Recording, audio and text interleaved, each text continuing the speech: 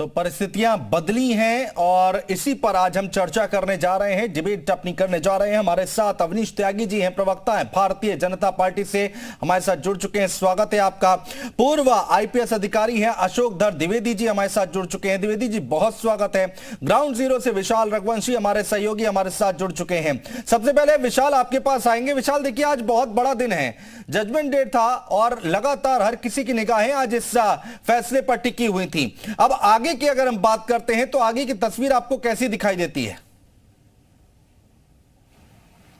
देखिए, बिल्कुल ये जजमेंट इसलिए भी ज़रूरी था क्योंकि जिस तरह से अफजाल अंसारी और मुख्तार अंसारी इस पूरे मामले में जब बरी हुए थे, सीबीआई ने जो है इस पूरे मामले को लेकर जब बरी किया था, और किशनगंज हत्याकांड जो सबसे बड़ा हत्याकांड था, सभी सबूत थे और उसके बावजूद भी गवाह पलटे गए, किस तरह से जो है सबूतों के साथ छेड़छाड़ की गई, किस तरह से बचाने की कोशिश की गई, तो उसके बाद ये कहा जा सकता है कि गैंगस्टर एक्ट के तहत एक प्रभावी जो पैरवी की गई है उसी का नतीजा है, क्योंकि एक लंबा इंतजार करना पड़ता है। ये बिल्कुल ठीक उसी तरह से बात थी कि सब कुछ सामने हुआ था, सब कुछ चीज़ें हुई थी, लेकिन उसके बावजूद भी मुख्तार और अफजाल जो है वो बचते रहे। लेकिन अब जिस तरह से इस पूरे मामले में, गैंगस्टर एक्ट के मामले में सज़ा सुनाई गई, मुख्तार अंसारी को 10 साल की, इसके साथ अफजाल अंसारी को 4 साल की, तो जाहिर सी बात है कि अब अंसारी बंधुओं के लिए राजनीतिक जो आगे के रास्ते हैं वो पूरी तरह से बंद हो जाएंगे। मुख्तार अंसारी का जरूर जो है इससे पहले मुकदमों में सजा सुनाई जा चुकी थी तो उनके रास्ते बंद हो गए थे, लेकिन अफजाल अंसारी का ये पहला ऐसा मामला है जिसमें सीधे तौर पर जो है उनको सजा सुनाई गई है। तो जाहिर सी बात है कि अब यहाँ पर गाजीपुर की सीट जो यहाँ से अब जो है अफजाल अंसारी जीत कर सांसद बने थे, अब ये सीट खाली होगी। सीट खाली होने के बाद यहाँ पर उपचुनाव होंगे और जिस तरह से ये कहा जा रहा है कि लगातार जो अब अलग अलग इलाकों के जो बड़े माफिया रहे, चाहे पूर्वांचल की हम बात करते हैं तो गाजीपुर, मऊ, एक ऐसा वक्त भी था जब मुख्तार अंसारी के खिलाफ कोई बोलता नहीं था, लेकिन आज जब हम सड़क पर लोगों के साथ बात कर रहे थे तो लोग खुश थे, कह रहे थे कि ये होना चाहिए था, देर आए। इसके साथ साथ जब हम पीयूष राय हैं उनसे बात कर रहे थे तो उन्होंने भी इस बात को कहा कि एक जो है लंबा इंतजार किया और उन्होंने इस बात का इलेक्शन कब हो सकते हैं, नोटिफिकेशन कब जारी हो सकता है, नियम क्या है, कितना टाइम लगता है इसमें, कितने दिन का या महीनों का समय होता है इलेक्शन कराने में, क्योंकि अब 24 का चुनाव भी हमारे सामने है, क्या उससे पहले होगा? नहीं, देखिए बिल्कुल अनुज, चूंकि 6 महीने का वक्त होता है और ये इलेक्शन कमीशन के ऊपर होता है, लेकिन ये बिल्कुल आप मान के चलिए कि इसका नोटिफिकेशन 2 से 3 दिन में आ जाएगा, क्योंकि तैयारी पूरी है बीजेपी की और बीजेपी ये जानती है कि गाजीपुर को अगर एक बार अपने कब्जे में ले लिया तब इसका फायदा उसको 2024 में मिलेगा। और चूंकि जब अब अंसारी बंधु जब तक अपनी याचिका दायर करेंगे, कोर्ट जाएंगे, तब तक उससे पहले जो है इस तरह की चीज़ें जो है वो कार्रवाई की जाएगी। मतलब लोकसभा से जल्द जो है रिक्त करने का जो नोटिफिकेशन है वो जारी किया जाएगा, उसके बाद चुनाव आयोग को भेजा जाएगा और चुनाव आयोग उसको लेकर बकायदा जो है नोटिफिकेशन जारी करेगा। तो ये जल्द से जल्द कराने की कोशिश की जाएगी, क्योंकि यहाँ पर अगर चुनाव होते हैं तो जाहिर सी बात है कि विशाल रहिए, आगे भी आपसे बातचीत जारी रखेंगे। फिलहाल हमारे खास मेहमान और भी जुड़ गए हैं, उनका परिचय जल्दी से करा देते हैं। सुभाष यादव जी प्रवक्ता हैं सुभाषपा से, जो कि हमारे साथ जुड़ चुके हैं, और रुद्र प्रताप दुबे जी राजनीतिक विश्लेषक हमारे साथ जुड़ चुके हैं। दुबे जी आपका भी बहुत स्वागत है। आप अशोक धर द्विवेदी जी के पास चलेंगे, पूर्व आईपीएस अधिकारी हैं। अशोक धर द्विवेदी जी, जो आज हुआ है आपको लगता है ये बहुत पहले हो जाना चाहिए था? मुझे बिल्कुल लगता है ये बहुत पहले हो जाना चाहिए था, किंतु नहीं हुआ। आज हुआ, इसका प्रमुख कारण ये है कि शासन की तरफ से, सरकार की तरफ से पुलिस ने और अभियोजन पक्ष ने अच्छी पैरवी की। जो संबंधित साक्ष्य थे न्यायालय में विभिन्न तिथियों पर अच्छी तरह से न्यायालय के समक्ष प्रस्तुत किए गए और उसी के परिणाम स्वरूप आज यह अदालत का फैसला आ पाया। होता क्या है कि जब भी अपराधियों के खिलाफ कोर्ट में मुकदमे विचाराधीन होते हैं तो अपराधी प्रयास करते हैं टाल मटोल का, विलंब करने का, लेकिन जब अभियोजन पक्ष सतर्क रहता है, पुलिस चौकस रहती है और गवाहों को प्रस्तुत करती है, तो ये टाल मटोल वाला रवैया सफल नहीं हो पाता है। बिल्कुल, बड़ी बात आप कह रहे हैं, महत्वपूर्ण बात आप कह रहे हैं। रुद्र प्रताप दुबे जी के पास चलेंगे, राजनीतिक विश्लेषक हमारे साथ हैं। पहले हम जो एक्सपर्ट्स हैं उनकी हम राय ले रहे हैं। दुबे जी, क्या लगता है आपको कि इससे एक बड़ा मैसेज जाएगा खासकर पूर्वांचल में? और देखिए 2005 का मामला है और उस समय सपा की सरकार थी, बीजेपी को एक मौका भी मिला है बोलने का कि देखिए आपकी सरकार में हुआ और आज जाकर, इतने सालों बाद जाकर हमने न्याय दिलाया है।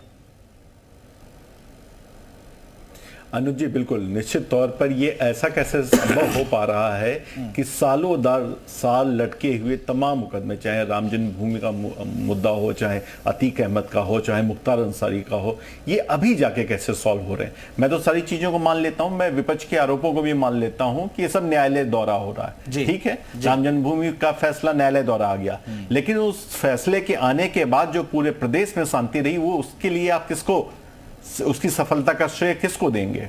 अतीक अहमद के साथ जो घटना हुई, हालांकि पुलिस कस्टडी में उसको मार दिया गया, लेकिन कहा गया था कि हाई अलर्ट पे है यूपी, अलविदा की नमाज में कुछ भी हो सकता है, नहीं हुआ ना। मुख्तार अंसारी को आज सजा हुई। ये लोग वही लोग हैं जो अपने खिलाफ लड़े और जीते हुए लोगों को जिन्होंने दिन दहाड़े मरवा दिया, चाहे वो राजू पाल हो, चाहे कृष्णानंद राय जी हो। आज फैसला आया मुख्तार अंसारी पर, क्या हुआ? कहीं उत्तर प्रदेश में एक भी घटना सुनाई पड़ी? ये जो कानून का इकबाल होता है ना अनुज जी, ये कानून का जो शासन होता है, जो आपको चौक चौराहों से लेकर चाय की बैठकों और नुक्कड़ों पे होने वाली विमर्शों में दिखाई पड़ता है, वो अब सरकार द्वारा होता है। ये जो अब सुरक्षा की भावना आई है, जो निवेश का पूरा एक खाका तैयार हुआ, वो इसीलिए हो पाया क्योंकि सड़कों पर लड़कियां सुरक्षित हैं। अगर वो जा रही हैं तो उनके अभिभावकों को भरोसा है कि शाम को साफ लौट के आएंगे। चुनाव में जो भारतीय जनता पार्टी का जीत की आई, तो शासन और प्रशासन में शासन का ये वही हिस्सा है जिसने लोगों को ये भरोसा दिया कि अब सड़कें सुरक्षित हैं। आप उत्तर प्रदेश वो वाला उत्तर प्रदेश नहीं रहा जो 7 साल पहले माफियाओं को पनाह कर रहे हैं। अभिषेक राय जी भी आगे प्रवक्ता है समाजवादी पार्टी से हमारे साथ जुड़ चुके हैं। अभिषेक राय जी, बहुत स्वागत है आपका। अभिषेक राय जी, आज जो फैसला आया है और अब ये कहा जा रहा है कि भाई सपा काल में जो हुआ, सपा शासन में जो हुआ, उसको अब हम ठीक कर रहे हैं, बीजेपी के लोग कह रहे हैं, और यहां पर एक कड़ी पैरवी की जा रही है और उसी का नतीजा है कि जितने माफिया हैं वो जेल के अंदर जा रहे हैं और सजा सुनाई जा रही है। देखिए अनुज भाई, कोई भी माफिया कानून से बढ़ के कुछ नहीं। मैंने जो सारी बातें कही, माफिया का ना कोई जाति होता है ना कोई धर्म होता है। जो भी माफिया वो माफिया है और उसके प्रति किसी को, हमारी पार्टी को बिल्कुल भी सहानुभूति नहीं। आपने देखा, हमने अपनी पार्टी का डिवीजन तक स्वीकार कर लिया था 2016 में, और हम सत्ता से बाहर भी हो गए 2017 में उसी कारण से। लेकिन हमने माफियाओं को टिकट नहीं दिए, चाहे कोई सी भी जाति का माफिया हो। अभी 66 की लिस्ट आई है, 61 की लिस्ट आई है। मैं तो पूछना चाहता हूं सरकार से, बाकी सारे के ऊपर कब कार्रवाई करेगी ये सरकार? कार्रवाई होनी चाहिए और न्यायोचित कार्रवाई करे, न्यायपालिका में विश्वास रखे। हमने विरोध तब किया कि जब आप बताइए कि अगर पुलिस कस्टडी में गोली मार दी जाती है तो वो एक उत्तर प्रदेश के ऊपर बदनुमा दाग है कि कस्टोडियल डेथ में नंबर 1 है उत्तर प्रदेश। तो ये सारी चीजें हैं जिसको देखना पड़ेगा। अब भारतीय जनता पार्टी क्या, हमारे पुरानी ये केस आज से चल रहे हैं, ये केस कब से चल रहे हैं? कृष्णानंद राय जी की हत्या 2002 में हुई थी, उसके बाद से लगातार केस चल रहे हैं। तो वो ये सारी चीजें लगातार होती रह रही हैं। सतत सरकारें आई, न्यायपालिका पे आस्था रखनी चाहिए। न्यायपालिका पे हमें पूरी आस्था है। न्यायपालिका जो भी डिसीजन लेगी, समाजवादी पार्टी उसके साथ है। आपने कहा कि आप लोगों ने किसी माफिया को टिकट नहीं दिया, ठीक है, आपकी बात आ गई है। आपने कहा कि किसी माफिया को टिकट नहीं दिया, अब्बास अंसारी को टिकट किसने दिया? नहीं, मेरी बात कंप्लीट। अनुज भाई मैं एक बात और कहना चाहूंगा। अभी आप देख रहे होंगे आजकल देश में 3 मुद्दे बड़े, आज की डेट में बड़े हर चैनलों पे चल रहे हैं। हाँ। एक मुद्दा दिल्ली में चल रहा है। हाँ। वो भारतीय जनता पार्टी के सांसद हैं। क्या हुआ, क्यों उसके लिए अभी नहीं? हम उस पर आ जाएंगे, मेरी बात का भी जवाब दे लीजिए। हम उस पर आ जाएंगे, आप बोल लीजिएगा, ये तीनों मुद्दे गिना लीजिएगा, पूरा मौका देंगे। लेकिन आप मुझे बताइए, अब्बास अंसारी को टिकट किसने दिया? हमने दिया कि सुबसपा ने दिया? हमने दिया कि सोहेल भारतीय समाज पार्टी ने? गठबंधन में थे ना आप लोग? क्या समाजवादी पार्टी की सदस्यता उसकी दिखा? आप दोनों गठबंधन में थे ना? मेरी एक बात बता लीजिए, गठबंधन स्वतंत्र होता है। मुझे एक चीज बता दिए, निषाद पार्टी किसी को टिकट देती है और क्या कहते हैं, उनके जो अध्यक्ष हैं प्रभु श्री राम के लिए कुछ भी कहते हैं, उनके जन्म पे इस तरह के आरोप लगा देते हैं, जो हर हिंदू की आस्था के साथ खिलवाड़ है। और फिर भी सुभाष यादव जी, चर्चा में आइए। भाई, आप दोनों ने मिलकर टिकट दिया या फिर ओपी राजभर का अकेले का फैसला था अब्बास अंसारी को टिकट देना? देखिए अनुज जी, सबसे पहले तो न्यायालय ने जो फैसला दिया है उसका हम सम्मान करते हैं और जिस प्रकार परिस्थितियां बदली, अपराधियों के ऊपर लगाम लगाई जा रही है, बड़ा स्वागत योग्य कदम और ये बहुत अच्छा पहल है। लेकिन कहीं ना कहीं सरकार को इसके अंदर एक समान नीति अपनानी चाहिए, जो अपराधी समान रूप से उनके ऊपर कार्रवाई होनी चाहिए, तो और भी अच्छा रहेगा। फिलहाल सुहेलदेव भारतीय समाज पार्टी न्यायालय का सम्मान करती है, न्यायालय अपना काम कर रहा है, सरकार अपना काम कर रही है और सुहेलदेव भारतीय समाज पार्टी नगर निकाय चुनाव के ऊपर फोकस करते हुए अपने उम्मीदवारों को जिताने में लगी। ठीक है।